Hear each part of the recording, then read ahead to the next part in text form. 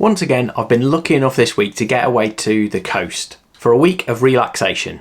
On my return, it's given me a real kick of enthusiasm to carry on. So in this one, I'm going to show you how I meal prep to standardise my diet and take any thought process out of choosing meals.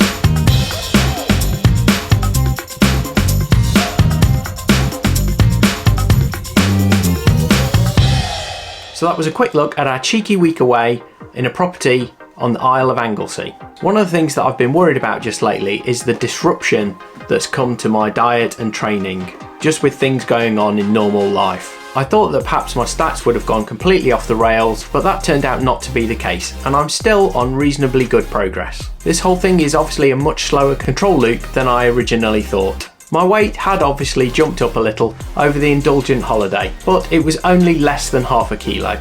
So it's much easier to stick to any diet when you have planned it, and there are fixed known elements that you can rely on. I try and fix down breakfast and lunch each day, leaving a variant of dinner in the evening. I make up overnight oats each night so that they're ready to go first thing in the morning. This requires then no effort when you are hungry after sleeping, and you're far more likely to stick to your calorie deficit for the day. For lunch, I usually make up a small batch for 3 to 4 days of the same thing. I pick 3 to 4 days as a time frame because I regularly use rice in the meal, and this spoils after a few days. I try to incorporate beans and or tofu as the protein source. Again, it's good for me to have these meals quick to hand as I eat them immediately after my lunchtime training when I'm at my hungriest. As I mentioned in the last video, this leaves me some room in the daily calories to have a small snack pre-workout. I often found that if I had a larger snack or meal mid-morning, this would disrupt my eating pattern for lunchtime, as I'd be too full to eat a decent meal. I recently noticed an article from Bulldog Gear suggesting that you could have your snack as a grazing snack and spread this out over the whole day. So I've started looking into this with some recipe ideas for smoothies from Joe Delany. I make up my grocery list in advance each week and shop once per week for all of the evening meals. I select the recipes at the start of the week from a group of favourites at random and add the ingredients to the list I use in store or with the delivery service.